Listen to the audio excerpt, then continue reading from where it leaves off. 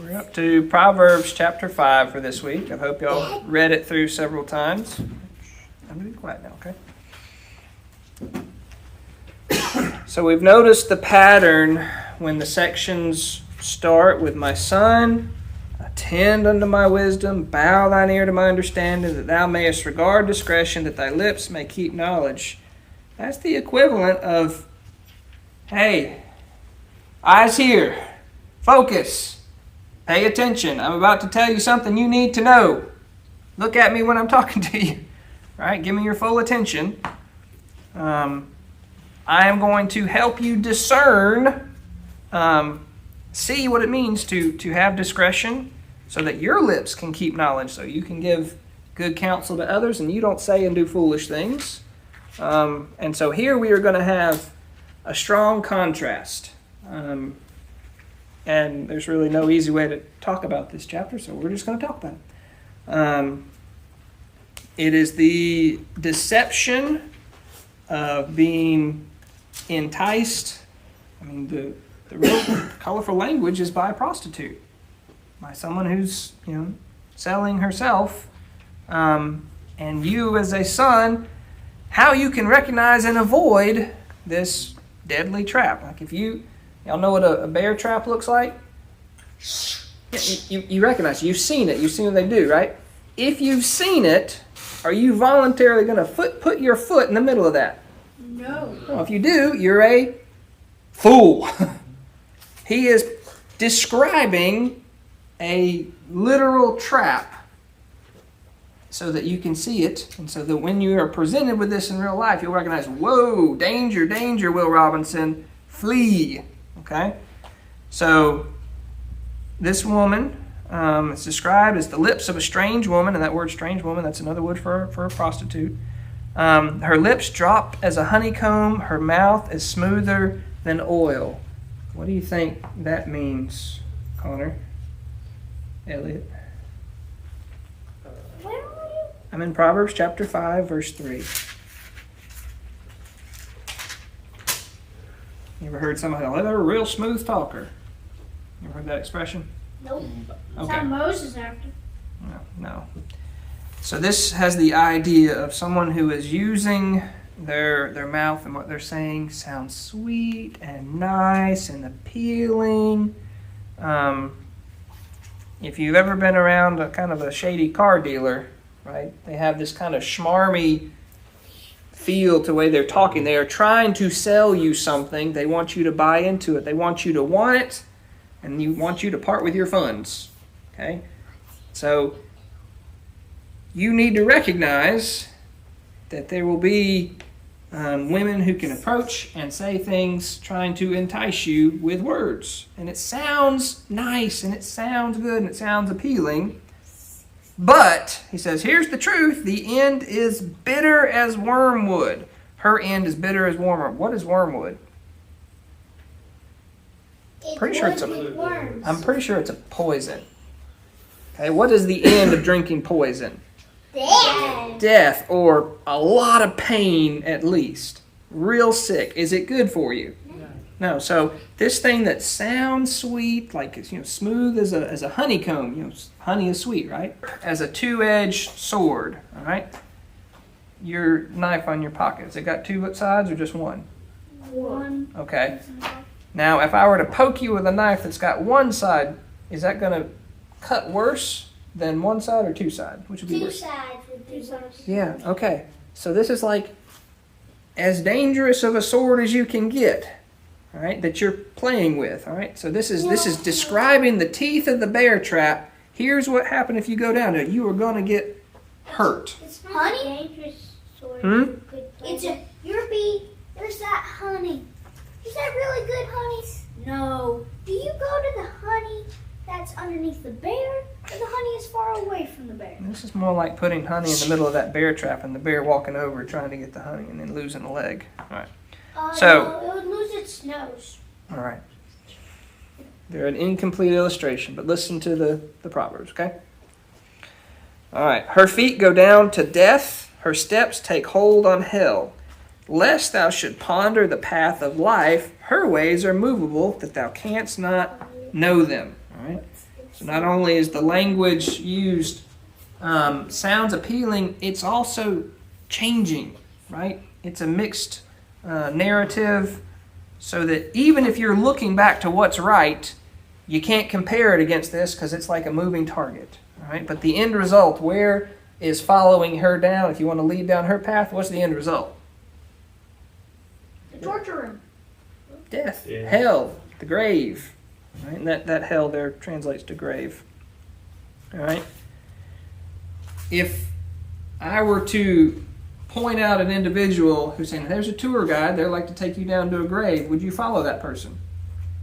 No. No, and that's what the Father's trying to do. Is that I am pointing out a tour guide who will lead you to a grave. Don't follow her, regardless of how appealing it may sound. Okay? Well, basically, if you go to look at the pyramids, they're graves.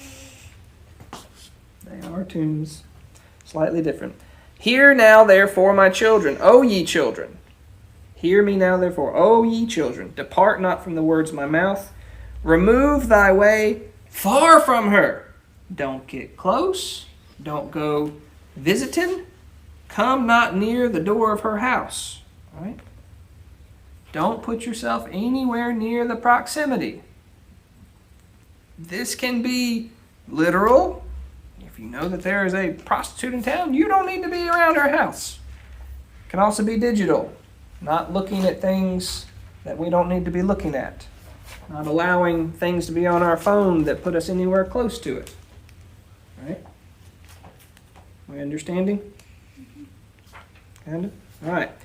Lest, if you do go now, you give thy honor to others, thy years unto the cruel, lest strangers be filled with thy wealth, and thy labors be in the house of a stranger, and thou mourn at last when thy flesh and thy body are consumed. All right? To go into a prostitute's house is to give away your life, your honor, and literal riches, and even your health. You know? A married couple who is only with their spouse their entire life won't get venereal diseases. And yet, people who sleep around with a bunch of people, it's rampant. Your body can be consumed and destroyed by it. It's also, when you read it, reminds me of addiction. Also true. Yep. So now that the individual here who's gone down that route, their flesh is consumed, and finally they're mourning, they're regretting their decisions, saying, how have I hated instruction, and my heart despised reproof? I was warned about this, but I ignored it. I have not obeyed the voice of my teachers, nor inclined my ears to them that instructed me. I was almost in all evil in the midst of the congregation of the assembly. So that's all that person is saying there. That's all a quote of their regret, their mourning. So, even when I was among the congregation of the assembly, I was wrapped in almost every form of evil because they chose to follow that path. Right? No one forces you down those paths. You make choices. So make wise ones. Now the rest of this is the contrast, all right, of having your spouse, right, the one person that you were married to and you were enamored with them all of your life. Okay? Drink waters out of thine own cistern and running wells out of thine own, running waters out of thine own well, all right? The marriage bed is holy, it's undefiled, it is a good thing. That's the only appropriate thing. So that's described as that which you have, your own well, your own cistern, drink there. Let thy fountains be dispersed abroad, let rivers of waters in the streets. Let them be thine own and not strangers with thee. All right? You are not sharing that which the Lord has given you between you and your spouse. Let thy fountain be blessed and rejoice with the wife of thy youth. All right? There was a nasty habit among men for probably since the garden that they marry a pretty girl when they're young, and guess what eventually happens is that girl's no longer a pretty girl because she's gotten to be an older woman, and they leave her and they get a new younger girl, or they go to pursue prostitutes. Right? That is not glorifying to God. It's not good. So the wife of your youth, whether you're still a youth or whether you're old, that's who you rejoice in. Okay? Got it? If you marry somebody solely for their looks, you will be disappointed because their looks will not stay. So you can see me. I'm looking at you. Okay? Let her be as the loving hind and the pleasant roe. Let her breast satisfy thee at all times, and be thou ravished always with her love. She's who you should be most desiring. And no one else. Why wilt thou, O my son, be ravished with a strange woman, embrace the bosom of a stranger? So this is a question. So why would you do something so inferior? Something that leads to death, something that's a trap, something that will hurt you, mind, body, soul, pocketbook. Why? It says the ways of man are before the eyes of the Lord. You ain't gonna get away with it. It can't be secret. God sees it. He ponders all his goings. Is there anything that you've done that you think the Lord didn't see? No, but sometimes you feel like, well, other people aren't seeing me, so I can get away with it. He says, he's reminding you, the ways of men, they're before the eyes of the Lord. He sees it all. He ponders all your goings. His own iniquities shall take the wicked himself, and he shall be holden with the cords of his sins. All right? Y'all remember Marley and Marley from the Christmas Carol? What were they all wrapped up in? Chains. Now, there's a lot of Arminian theology, and that's silliness, but the point there is that your choices, your sins, they will bind on you. They will, wrap you up. And, it's like tying up traps for your own feet. David, sit down. All right? And then you bear the consequences for those. Okay? Can you avoid a lot of pain and harm and heartache by not making ungodly decisions? And so this is a big, big deal. Do you know who's talking? Solomon. Do you know what Solomon did? He didn't have one wife. He had nearly 1,000.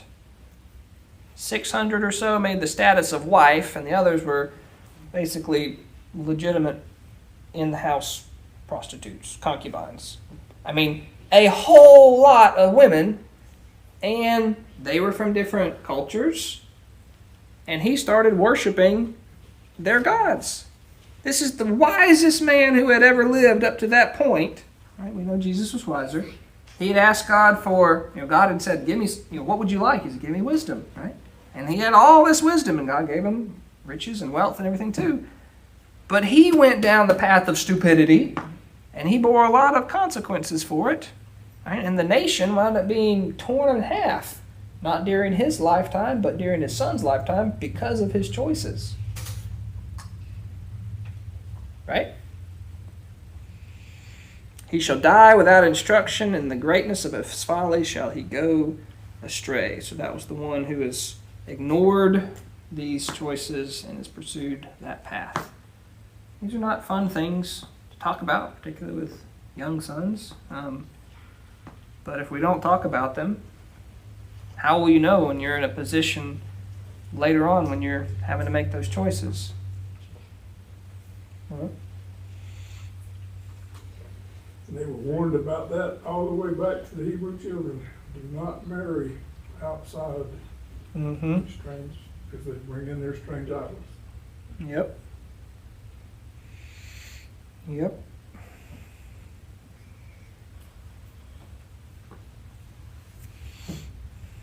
Now, in this particular context, that use of stranger is more of a euphemism, particularly for her job. But that was definitely true for the Israelites too. So, to be unequally yoked today means, is there a reason that you should ever marry someone who is not a Christian? No. You will have much heartache because you will not be basing your marriage on the same foundation. Right? Heavy stuff. Questions? That's why I I've really got 2 verses of pleading with emphasis for 1 and 2. The negative that you want to avoid from verses 3 down to 14 as one's who's gone down that path is testifying. And then 5 through 19 is the positive. And then the rhetorical question at the end of why would you do it? And here's the end result. Repeat that. So verses 1 and 2 Yeah. is the pleading to pay attention. Okay. 3 through 14 is what to avoid and why, and including the testimony of the one who's gone down that road at the end of their life. And then 15 through 19 is what you should do instead, which is being enamored with your spouse and her alone. And then it ends with the rhetorical question of why would you do it, and the answer to the rhetorical question. So that's 20 through 20. 20 through 23, yeah. And the answer of how badly it ends. You won't get away with it, and the consequences will eat you up.